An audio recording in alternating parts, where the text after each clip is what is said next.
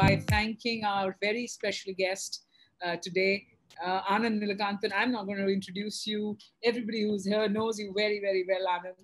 And thank you, Yes Bank, for coming together with Speakin, which was India's largest network of experts and thought leaders like Anand to come together and present to you such invigorating conversations. My special thanks to Swami Nathan here, who's here with us today for the second time in a fresh look, and alongside Vinny, who's made this all possible from the Yes Bank team. So fantastic initiatives, fantastic conversation coming up for you. Just a quick introduction.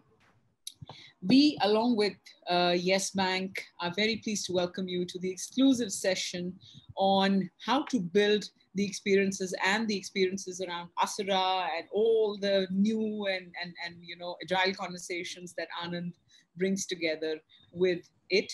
Yes Bank is a full service commercial bank providing a complete range of products, services, and technology driven digital offerings catering to retail, MSME, as well as corporate clients. Swami Nathan Iyer, Swami as we lovingly call him, is a senior president at Yes Bank and leads product management for current account, trade finance, MSME digital applications, partner alliances, and digital-led customer experience projects.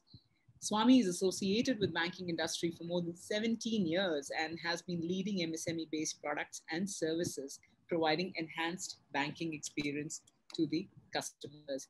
Without further ado, with due credit to Swami, Vinny, and the entire team at Yes Bank and Speakin together, I welcome Anand and welcome now Swami to introduce Anand to the conversation, and let's get it started.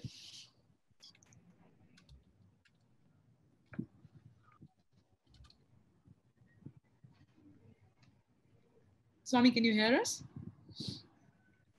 Yes, I can. Thank you, Deepshika.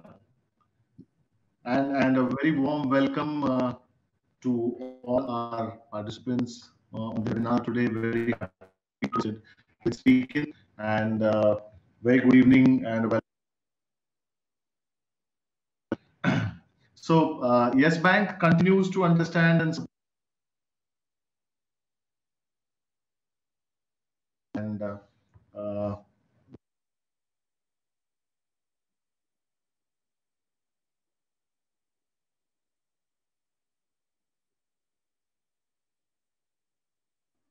Swami, we can't hear you very well.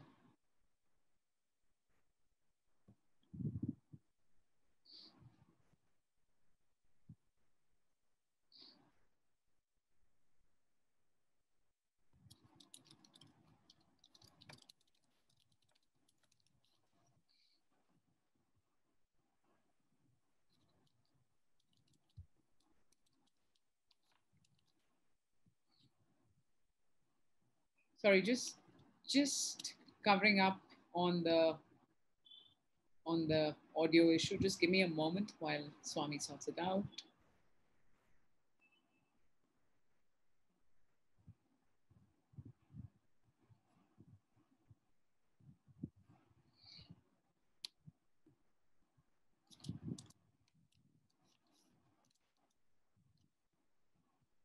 His mic is mute, I think.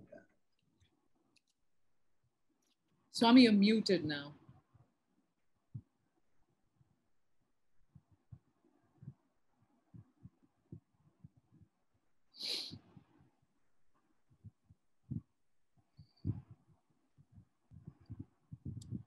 Just give us a moment, please.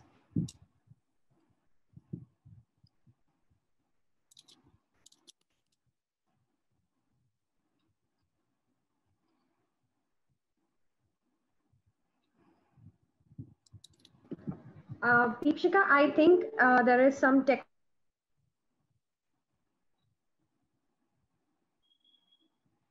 Vinny, we can't hear you. No worries. I'll take over. I'll do the honors, Anand. Today's my day. I'm going to be doing the introduction, a very quick one, and then Anand, the stage is all yours. So yeah. Anand Nilakanthan, I think I've said enough, but he's an Indian author, columnist, screenwriter, television personality, and a motivational speaker. One of the tallest experts in the Speakin consortium, Anand has authored 7 fiction books in English and 1 in Malayalam. And not to be missed is one on for kids, especially the Asura tales that we see right behind him, which all of us with kids or without ones and who like reading the lovely stuff should definitely pick up and read forward. Anand, over to you. Please let us know what you are sharing. How are you exciting us today in the next 45 minutes? And then the conversation is all yours. Thank you, Deepshika. Thank you. It was so good of you, nice of you to do that. I don't want to make it like a class or anything. I would love this to be very interactive because in this COVID times, I think people are flooded with classes. So rather than making it like a class or somebody trying to coach, it's just a discussion between people, like a friendly evening chat in a coffee shop, a virtual coffee shop. Perhaps I just had my coffee. So I will be talking about how Indians in the sense, ancient Indians viewed life and what we can learn from them.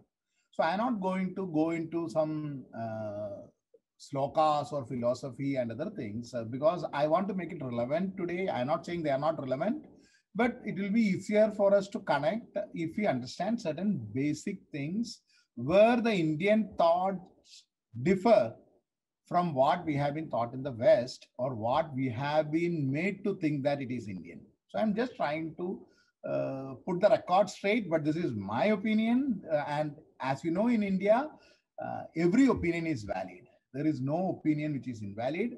Every side is right. And it is all about perspective. That is what I have been trying to do with my books too. Because many people know me for writing Asura or Ajaya, which are from Ravan's perspective and Duryodhan's perspective. But many people don't know that I also had written from Sita's perspective in the series Siyake Ram. While I was writing Vanara, where Bali is the hero, I was also writing for TV where Bali is the villain in Mahabali Hanuman. So that is the first thing to understand in India, the traditional India, is that everything works through a samvad. Everything is a give and take. The way in which they taught people is through argument, through debates. Even now in Buddhist monasteries, which also follow the same tradition, the knowledge is imparted through a debate. It is not the kind of debate what we see in many television studios, which unfortunately or fortunately, sometimes I was also being a panelist too. But that is more of a shouting match than a debate. But usually what we see in the ancient tradition is every Gurukula, the Guru will set up a premise and allow all the disciples to talk against it. Whether you believe it or not, this is your opinion or not, it doesn't matter. Sometimes I have seen it in many traditional gurukulas which I had gone, I had visited, attended and all.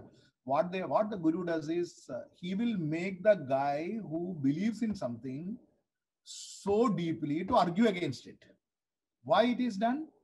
It is done so because it opens up your mind. Otherwise, the world, what it faces now problem is a problem of fanaticism, the problem of saying only my way is right way and there is no other way. It is spreading across the world, across religions, across people, and this will cause tribes. To avoid that is what the Indians used to do, the ancient Indians used to do, is to do the samvad inside a room in a polite way, sitting across the table. So if you take the case of Shankaracharya, an example I am telling. Alexander is called the Great. He is a great general, no doubt about that. He was a warlord. How did he achieve his greatness? He waged war across the countries, killed so many people, and got a lot of kingdoms under him, and finally died heartbroken. But that is a second matter. Whereas who we call as Digvijayi, or the one who has won, is a person like Shankaracharya. Did Shankaracharya have an army? No. Did Shankaracharya have swords and did he have horses and platoons to conquer people? No. He did it through debates. He became he became the Sarvajnani, or the one who knows everything, through debates. So this brief introduction was for telling that everything is debatable, everything is questionable, there is no hard truth. That is why even in Bhagavad Gita, it is not a commandment. If you see, many of the religious scriptures are commandment, like you thou shall do this, you shall do that, you shall not do this. Whereas Bhagavad Gita, various ways are discussed, and then finally Krishna says to Arjun, I have told what is the deepest of knowledge, and you choose using your intellect. That is what Buddha also did. Buddha said, don't believe anything just because it is told in some scriptures, just because it has been told by some people who had gone long ago. Don't even believe it just because I here in the sense Buddha, I am quoting Buddha, that Buddha has told it. Buddha is telling this. Believe it only through your logic and your emotions. So when I am talking something, there is, I am not talking about a truth which I will insist that that is the only way.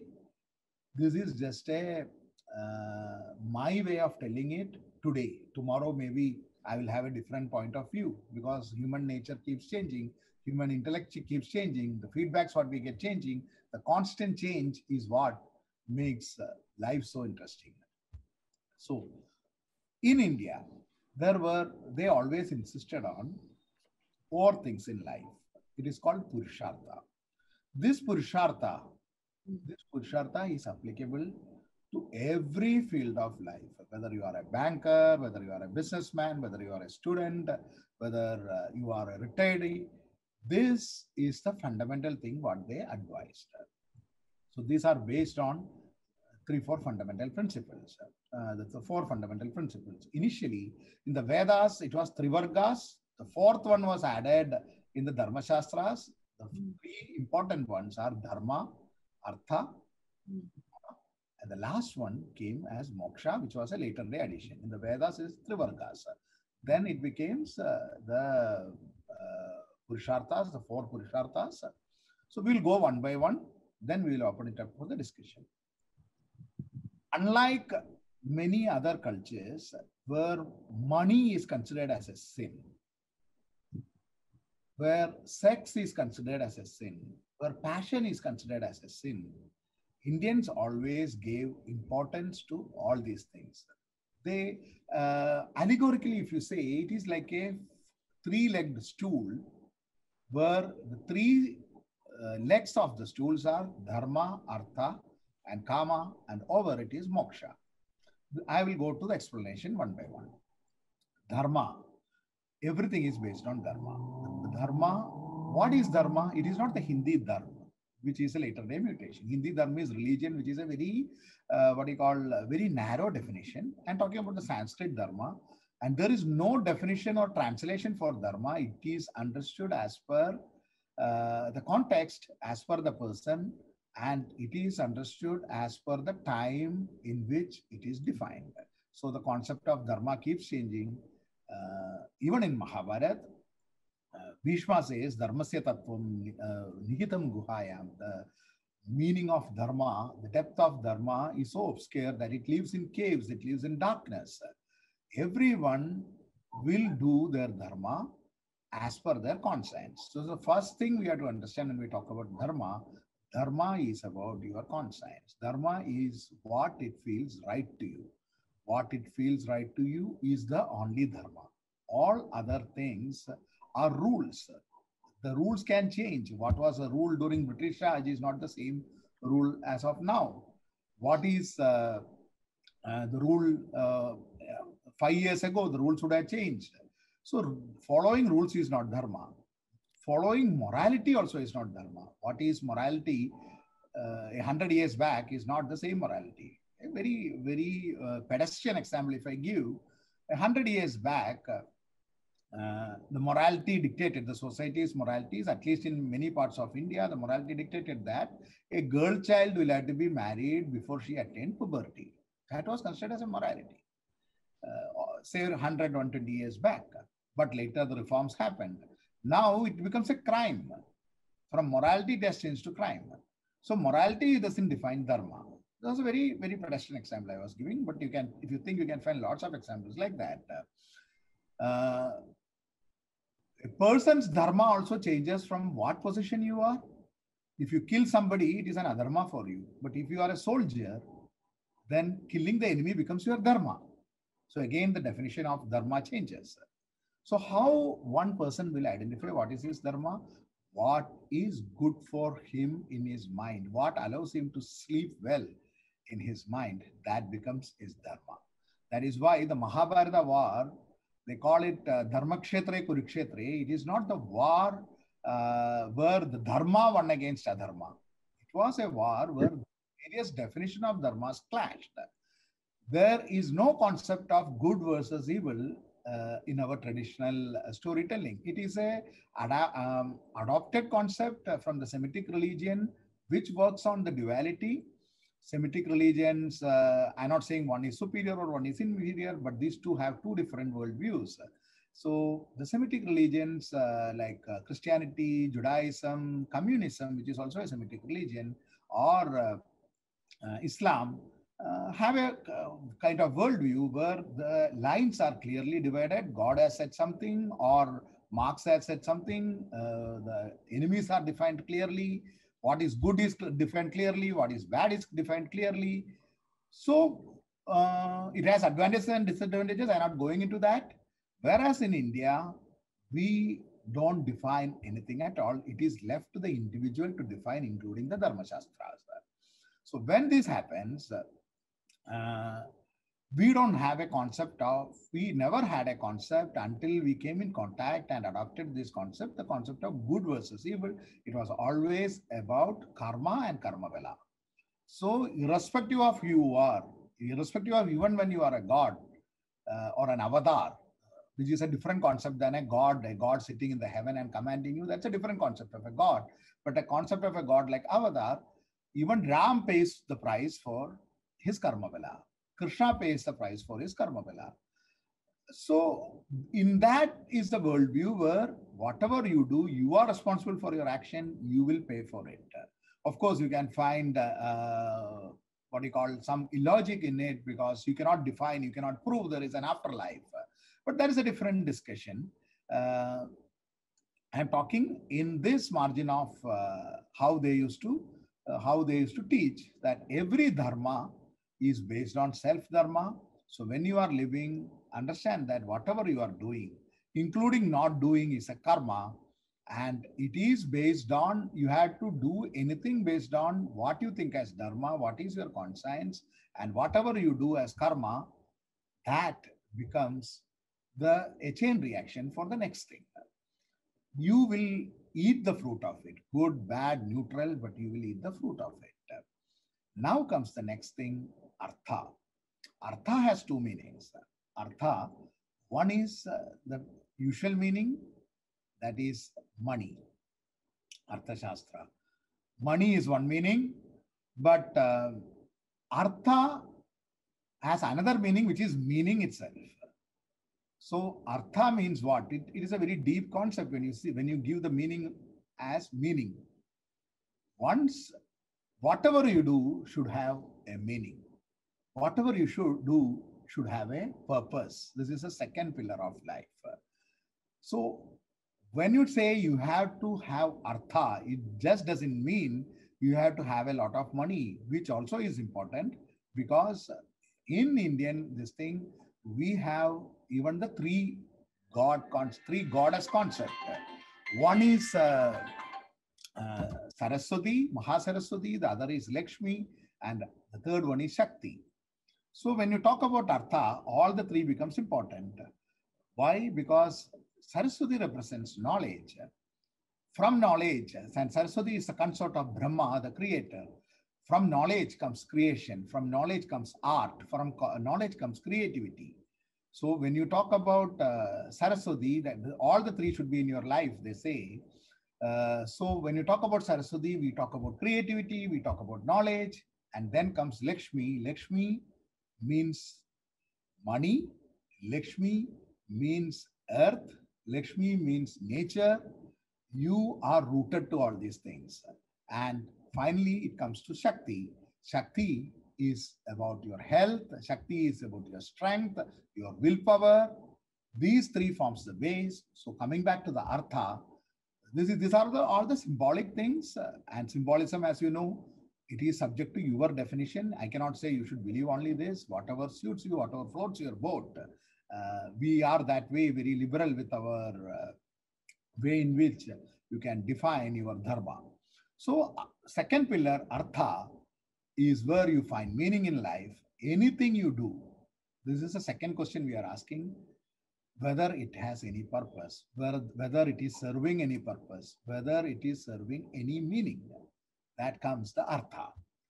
And the third pillar is the most important pillar. The third pillar is Kama. We know, perhaps many might have read the Kumara Sambhavam, or people would have heard about the story of Kamadahana.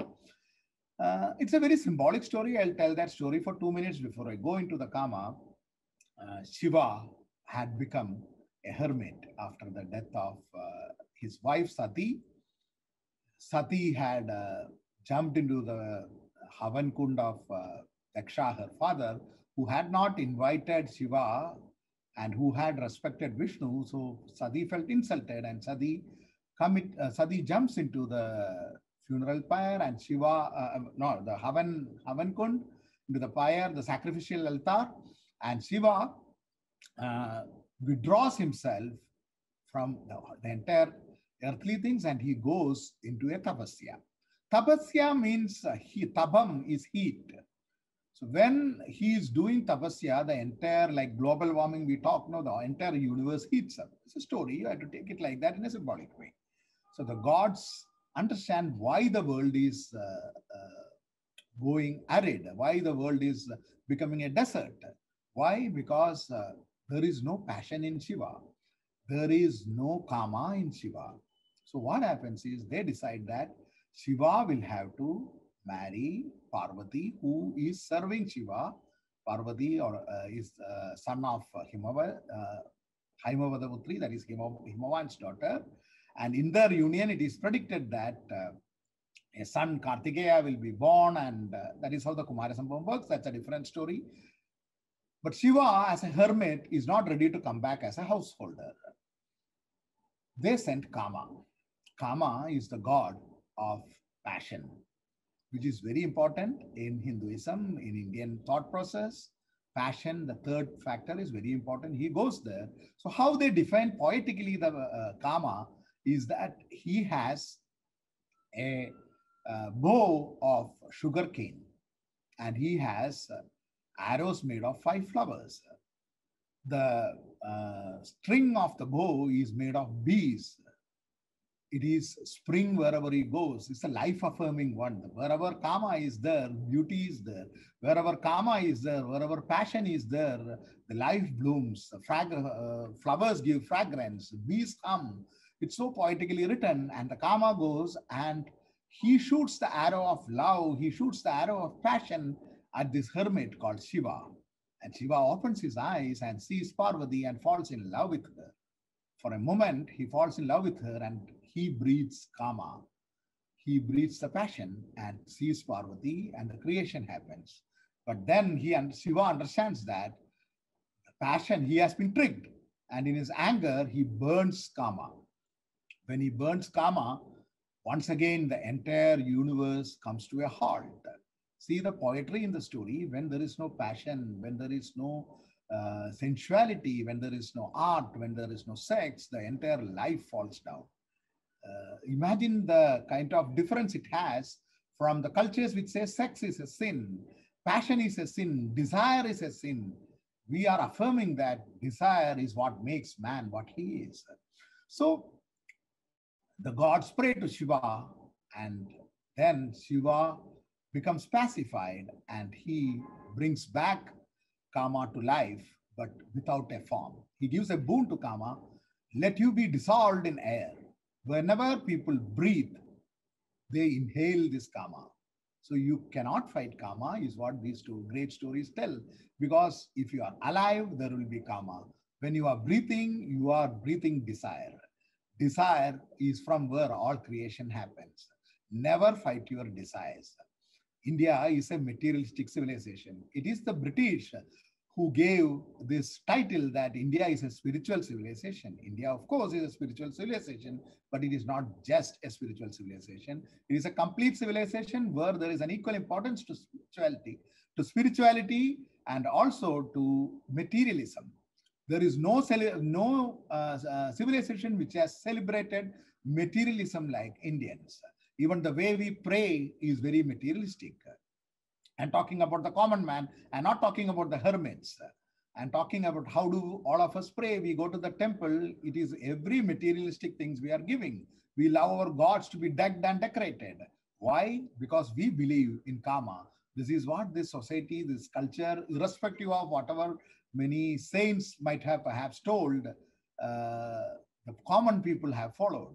This is the culture, this is the religion where it is a celebration of life. Just imagine the festival in Bombay where I live, the beautiful festival they celebrate of Ganesha Nimanjan, the Ganesha Visarjan during those days, or the festival which we are celebrating now. It is full of materialism, if you really see. Spirituality itself, we are finding it from the materialistic world. So the third pillar of life is kama or desire, which includes sexuality too. That is why this was a culture which celebrated Kama Sutra. This is a culture which celebrated the Krishna's exploits with Radha. Where is morality here? We cannot judge with the Victorian era morality which we have imbibed, all the stories which we have learned, which affirms life, which celebrates life. So dharma, artha, kama. Now comes the fourth part, that is moksha.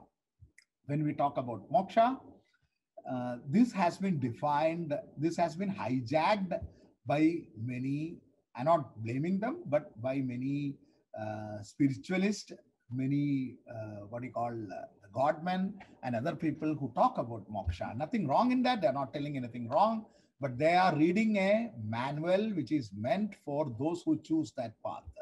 We are all, most of us at least many of us who are listening to this are grihasthas. We live in the material world. For us, what does moksha mean? Many people talk about moksha, the spiritual gurus. I have attended many of their talks. I have gone to many ashrams. Some of them talk it in the way it is written. Some of them talk using a manual meant for the hermits, a manual meant for those who are going in the path of spirituality, who wants moksha. That is their choice. But for people like us, moksha means it is liberation. Moksha's meaning itself is liberation. You can define it as liberation from life. But as materialistic people, as people who celebrate life, moksha should not mean liberation from life. Moksha should mean liberation from worries. The liberation from worries happen when we go away from these three paths, when we forcefully go away saying that this is a sin, this is karma is not correct, I should not think about money. It doesn't mean you should be greedy, because as I said, there are three pillars. You lose the balance in any of these things, it's like a stool, it will fall down without one of its legs. It's a three-legged stool with at the top is the liberation moksha, or which you sit. It's a symbolic or allegorically I'm saying that. So whenever these three are in balance, when you are making money ethically, when you are making money ethically, how do you know it is ethically or not? There is this concept of ahimsa. Ahimsa, as we think, the original meaning of ahimsa, which even Gandhi took it to the extreme, Mahavira took it to the extreme, but Buddha gives a beautiful definition. Ahimsa is about thinking no ill to others. It's not just killing or not killing. That is just a manifestation of your thought. If you don't think ill about others, Dharma's first test is that whether what you are doing, whether what you are thinking is causing any hurt to others. So Dharma is based on ahimsa. That is why it is told that ahimsa paramo dharma, the greatest dharma is ahimsa. So every thought, if it doesn't harm others, what you are going to do is not harm others. What you do can create maximum happiness to others. That is your dharma. So if you ask me what is my dharma, yeah, I'm an entertainer. I am a storyteller. So my dharma is to create maximum stories and entertainment to people. Whether I'll be able to create that much, that depends on my skill, my hard work, my luck, the niyati, what they call. But that is my dharma. That is what I love to do. I am passionate about it. That is my karma. I am passionate about what I am doing. If you are not passionate about what you are doing, please don't do it. Even if it is giving you bread and butter, you are living in a jada avastha. That is a death-like situation because the passion has gone out of it. Passion goes out of everything. There is only death. That's what the Shiva story which I told comes. So passion, dharma, purpose. Cause no harm to others, purpose of life, the purpose of what you are doing, and passion in whatever you are doing. And liberation is based on this. This is the 4 pillars. And finally, one last story before I wind up for the questions. Think big as possible. I will always take the example of Ravana. If some of you have read my book of Asura, there is a debate between the two ways of life which both originated in India.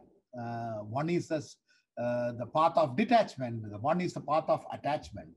India is a country of 1 million rebellions, million mutiny. As whatever concept is there, there is an opposite concept also. Perhaps in India might be the only country, Tamil and Sanskrit might be the 2 classical languages in the world, which has the maximum atheistic literature. Ancient atheism is there and agnosticism is there. So this is about the openness of the thought, and whatever floats your boat, that should be your path. So the last story is about Ravana. Ravana never thought small. If you look around, Ravana is an epitome of the materialism taken to the extreme. Another example, which might be very, maybe a controversial one, but think over it. Another parallel is Krishna. Krishna also takes the materialism to the extent. The difference between these two, if you see, Krishna does many things which Rama doesn't do. Krishna does many things which no one else does, no other god has done. But Krishna does it in a detached form. He is enjoying life, he is celebrating life. He doesn't allow the life to suck out. He is sucking life out of, he's sucking the life like a bee taking the honey from the flower without destroying it. Ravan's method, even though he was taking the life, was more like a god eating the flower. Both are doing the same thing, but in a different way. Why? Because the Krishna's way, when he celebrates life, when he takes the honey out of flower, not only he drinks, not only the flower gets pollinated, but it is also giving something sweet, a nectar to it. So these are the different thoughts. The Ravan story, let me conclude. I have the habit of going to various other stories. Please pardon me for that. Ravan tries to lift the Kailasa. You can go to many temples, you will see that, many stories you would have heard that. He wants the entire Kailasa for himself. What could be a Himalayan, literally and figuratively, it is a Himalayan-sized ambition. He tries to lift it up, and Shiva presses his feet. Shiva and Parvati were fighting. It's a big story, I'm shortening it. But when Ravan lifts it up, the Parvati gets scared and hugs Shiva, and thus their disagreement ends in love, in passion. But Shiva presses his feet and crushes Ravan down. This is, and I see it as a symbolism where somebody who is trying to lift something so big, somebody having such a big ambition, sometimes the fate or the destiny or the God or the time. Why is it time? Because in India, God is time, Kalapurusha.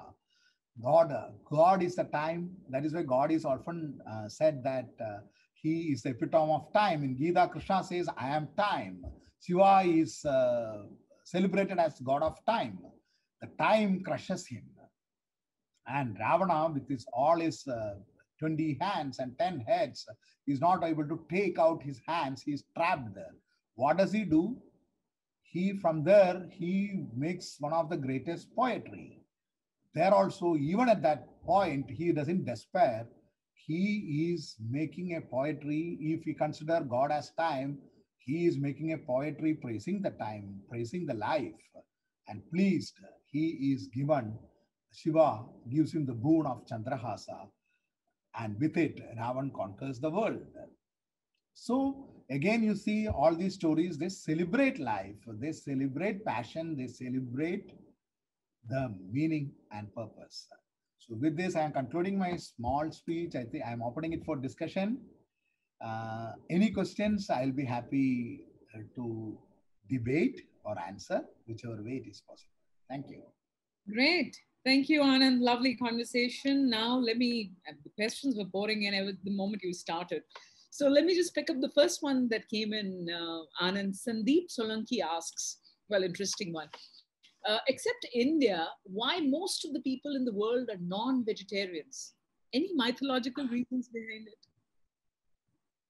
Indians were also non-vegetarian, even though there are concepts of ahimsa in Vedas. Mostly Vedic sacrifices, there are debates and disputes on it, but mostly many Vedic sacrifices, if you go to the meaning of it, it constituted of killing. Why I am telling this is because Buddhism and Jainism rose as a rebellion against it. Imagine a civilization where 2,600 years ago, 2,500 years ago, where many parts of the world, people were eating people, people were cannibals. Here was a culture which was telling, I will go, which was telling, don't harm even a worm. Don't harm. That is why you find extreme deep Jain scholars, they're walking with a broom to wave away anything on their path so that they won't even accidentally step on it.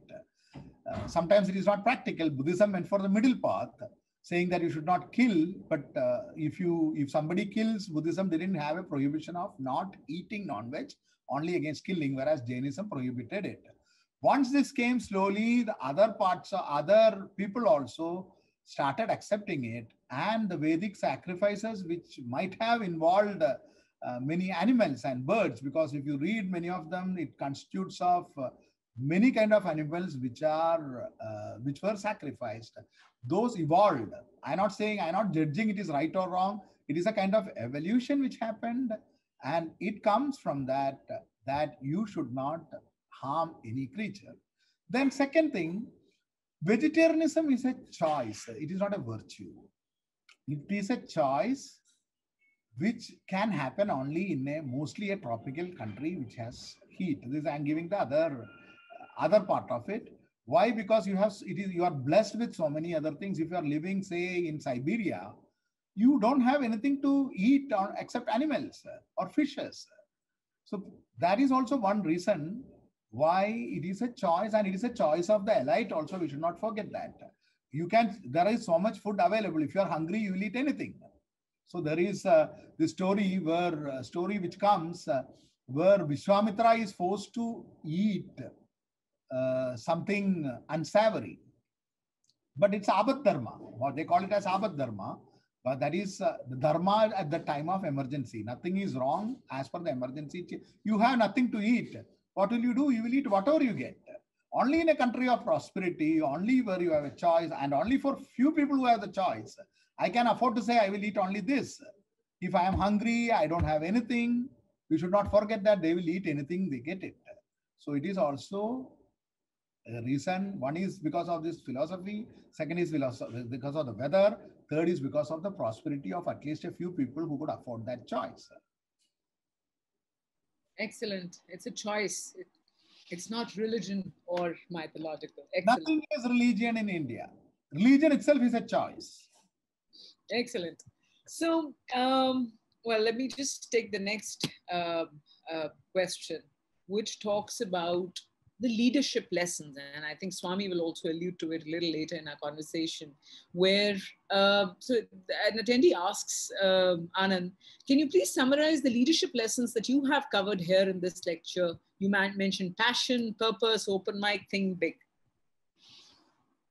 The first thing, as I said, for any leader, any leadership, who is a king? From there, basically it was written as a king for it. Who is a king? The king is the one who will follow, or the leader is the one who gives the direction to his team based on all these three things. That is why I talked about Purushartha. It is not just about, when you say just a leader and rest all as followers, there should not be any absolute leader anywhere, because every person is a leader has to be a leader and lead it somewhere to the entire team. It cannot be like that leads to dictatorship, which Indians never agreed to, at least in your spiritual thought. So what we have is the leader is the one who will have to guide the people in these three things, three trivargas of life, and ensure that his company, his corporate, his industry, whether they are earning whether they are thinking big, to what is the desire in each one, whether there is passion for the job, whether the passion, where there is passion for in each of the people. If it is lacking, what to do, how to increase the kama, how to increase the passion of the people, and whether all the meanings of arthas are being satisfied, whether the money, comfort, and the purpose in each action, whether it is satisfied. Many of the corporates, I have worked in corporate for long, many of the corporates, sometimes we find that most of the work done is routine and has no purpose. There is no artha for it. That is why people don't have karma. And when one of the balances goes, what happens? You forget the dharma. You do things which your conscience doesn't allow, just because it's a target, just because the quarterly balance sheet has to be balanced.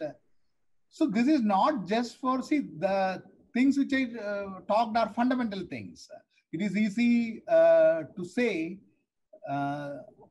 line up 3 or 4 things from Bhagavad Gita sloka and say a leader should do this, do that, do this. I didn't want to get into there, because that is there at plenty of hundreds of people are talking about it. Why I talk this? Because I thought this is fundamental to it. This is like an orientation every day morning when you wake up, whether you are a leader, and you should believe that you are the leader. Your position might be different in a company, because who is the leader then? Only the prime minister will be the leader, no, in a country. Everybody is reporting to someone else. Even if you are a CEO of the company, you are reporting to your stockholders. So who becomes the leader? So the only thing you have to do is, first, your life should have the balance. Once it have the balance, once it have these three vargas, these 3 stools, and reach that 4th stage, everything will fall in place. So the question, every day morning you answer, there is a ritual, what they say, every day morning you have to do this. When the sun rises up, this is what you think, whether what I am going to do today, the action which I am going to do today, will it give satisfaction and happiness to my conscience? Whether it is serving the purpose of my life, whether it is serving the passion of my life. And before sleeping in the night, again, you are asking the same question, whatever I did, only these 3, it's very simple formula, what the old saints said. These 3 formulas you do, many of the mantras tell only this. If you don't Sanskrit, it doesn't matter. It was a language of the old. You can tell it in Hindi, in Telugu, in Malayalam, in Tamil, whatever language you speak. English, whatever language it is. Ask these 3 questions in the morning. Ask these 3 questions before you sleep. Simple thing, no complication, nothing which we cannot do. Simple orientation scheme. Excellent. So there's one question which has come a couple of times, Anand. It says, who would be an ideal leader, now that we are on the topic of leadership, Bali or Sugriva? Again, as I said, no, there is the quest for idealism is a very dangerous quest. That has the perfect book, the perfect God, the perfect man has created a lot of conflicts in the world. Most of the wars start from that, because one side thinks they are correct and the other side thinks they are also correct, and they have a conflict. Bali is a better leader for his period. The moment Bali kicks away Sugriva, his balance has gone. So Bali is not a bad leader at all. Bali created such a big thing. Bali created the Kishkinda. Bali created, he had defeated Ravan. He had created so many other things too. The moment his balance goes, what happens is he is not even ready to listen. One of the quality of any leader is to listen what the other side is telling. He is trying to settle everything with his power through conflict. The moment he does that, one of the stools have fallen down. The dharma has fallen down, and he is definitely, balance is gone, and he goes away. Sugriva also forgets what is his dharma. After promising Ram that he will go with him for searching Sita, he forgets everything. Why? Because the karma possesses him. The balance goes away again. Karma. So every story is a correction of it. Karma possesses him, and during the entire rainy season, he celebrates his victory. After rainy season also, he celebrates his victory, and Rama has to send Lakshman to remind him of his dharma. Only karma alone doesn't work. So again, it is about these three vargas, these balancing of these three things, or the purusharthas. Who is a leader? There is no absolute answer. Who is a leader at one particular situation? You can always answer. Excellent. So leadership is contextual as well. Everything is contextual in their life. So yeah. More questions are pouring in as we speak, but I'll take the last question and then I'll invite Swami to join in and share his thoughts. Ravi asks, why Shiva and Parvati are worshipped in the form of linga? See, it is about the creation, first thing. It is about the creative force. Why we are feeling squeamish about it? One is it is symbolic.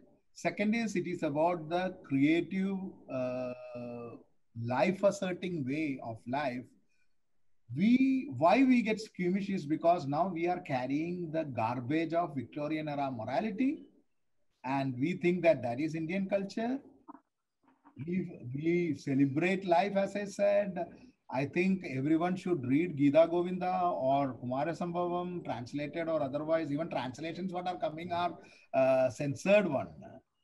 There is no need to censorship because, as I said, this is this is an assertion of karma again. Without karma, without passion, without sensuality, without sexuality, without art, without what you breathe in, there is no life. And our life, our culture is a celebration of life.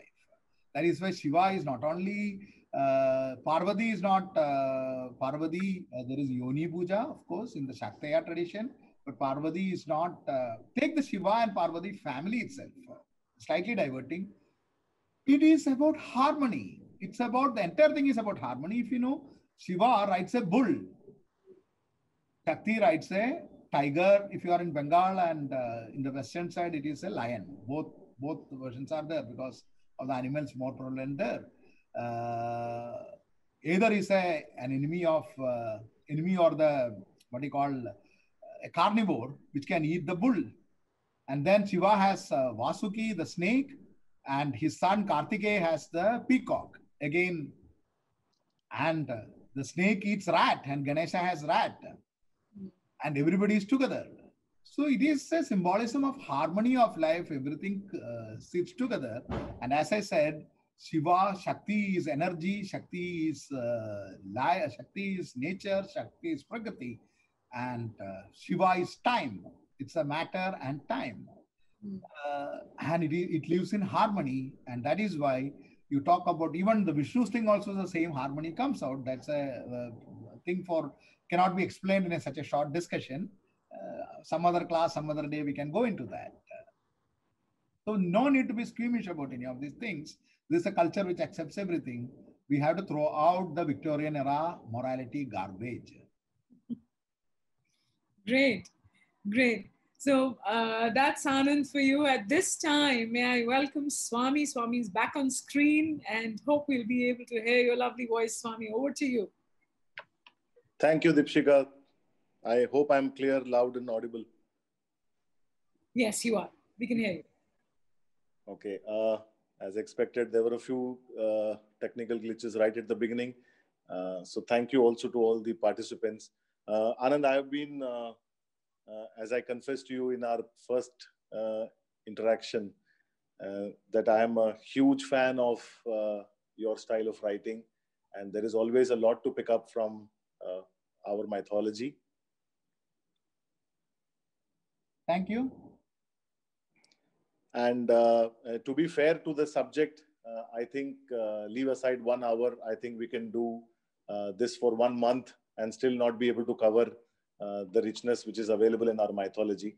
But I have a few quick takeaways which I thought would be appropriate sharing with the larger audience. I think very beautifully put. Leadership is all about balance, is all about passion, having a purpose, ability to think big, not meaning ill of others. So in that sense, being large-hearted, we all know of examples of leaders who kind of embody the characteristics that we just picked up from the talk that you just had, right? So I have a question to offer to you, Anand, with your permission. Yes, sir. So amongst, it's all about perspective. Mythology is all about perspective. Mythology is all about broadening horizons. If you were to pick up maybe 2 or 3 examples from mythology and try to relate it to what do they embody in terms of leadership skills, which specifically, Yes Bank customers, as well as those who have joined the webinar today, would look forward to and could be a good role model to follow. I fully appreciate that it would be contextual. So maybe you can throw light on the context as well as maybe pick up 2, 3 examples and try to relate it to life leadership lessons in the professional space. I will tell from a folk story, a folk tale. It is about, it's a very simple folk tale. See, folk, more than mythology, we have got a lot of folk tales. So I will go with a folk tale. This is about a haunted house in a village. There used to be somebody, some noise used to come at the midnight saying that, please take this. This is for you. So villagers used to run away from that. What is there? Nobody knew, nobody dared. So one guy reached there and he heard about it. He thought that I will just try what it is. Very simple story. Because this is offering, this is for you, please take this. He doesn't know what it is. He goes into that house and when the noise comes, he says, please give it whatever it is. It is like the life screaming at you when he's that, please take this. And most people run away. This guy says that, please give what it is. And a huge box of pearls and diamonds fall in front of him. This folktale is often repeated in many temples when they talk about it. When I heard this first, when in my childhood, I was so fascinated about it. Why? Because this is what happens in your life. One thing my parents used to tell me, one story about what is the job of gods. Because there are 33 crore gods in Hinduism, and of which we hear about only 3 or 4, 3 Trimurtis and perhaps Indra and Varuna and 3 or 4 of them. What does the rest of them do? There, what they did was, when I asked this, the answer I got was, these gods were worried and they went to Brahma saying that we don't have any job. We are just sitting here enjoying the dance, music and other things of all the apsaras. We are not getting to do anything. What we should do? Brahma told them, do one thing, just sit in heaven. It's a tale, so you have to take it like that. And just keep telling Tadastu. Tadastu means let it be so. Now what happens is, whatever we think in our mind, just remember that, these are the words of my mother, just remember that there are 33 crore gods sitting there and telling, let it be so. Where the thoughts creates man.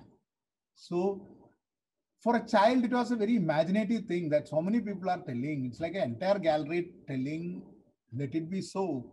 And if you think negative thoughts, that is asserting it, let it be so. Whereas if you think positive thoughts, it is telling, let it be so. So right from whenever we are having this thought, what we have to remember is that the entire world is offering you and take risk. Like the man in the folk tale who says that, throw it to me and let me see whatever it is.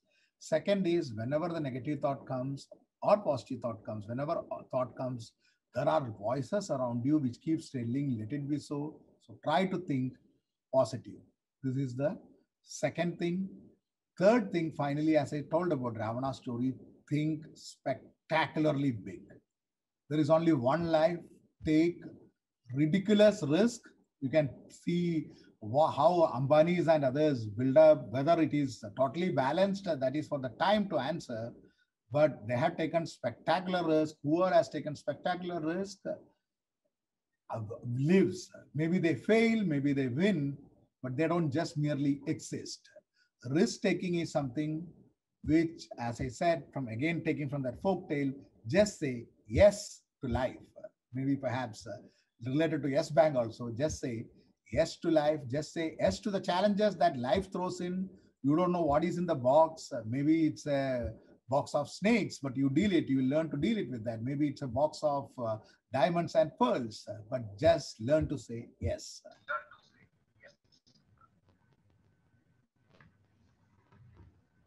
Very nicely put, and I really love the way the number of times you used yes on a lighter note. So I think really that's also been in a way the story of Yes Bank, and we actually said yes to challenges. We went through a very tough, rough patch very recently. But we're happy to share with you and the entire audience that we are completely out of the woods, and we bounce back strong, and you will get to see more and more of Yes Bank. In fact, the latest campaign that Yes Bank has been running, the entire motivational campaign on Zimmedari Se Tayari, is also all about empowering our customers, right? And an effort from Yes Bank side, given the pandemic scenario, how we can help enable businesses get back on their feet, especially in this scenario.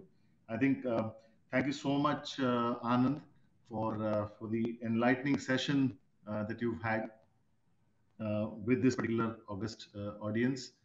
Completely my pleasure to have hosted this along with the speaking team, Deepika in particular. Thank you so much to all the participants. Thanks once again, Anand, Deepika. Thank you so much, Yes Bank and Deepika. Thank you everyone for the arrangement, and thank you for the patient listening. I will try to answer some questions whenever, as soon as possible. Lots of comments have come in the Facebook. It has come.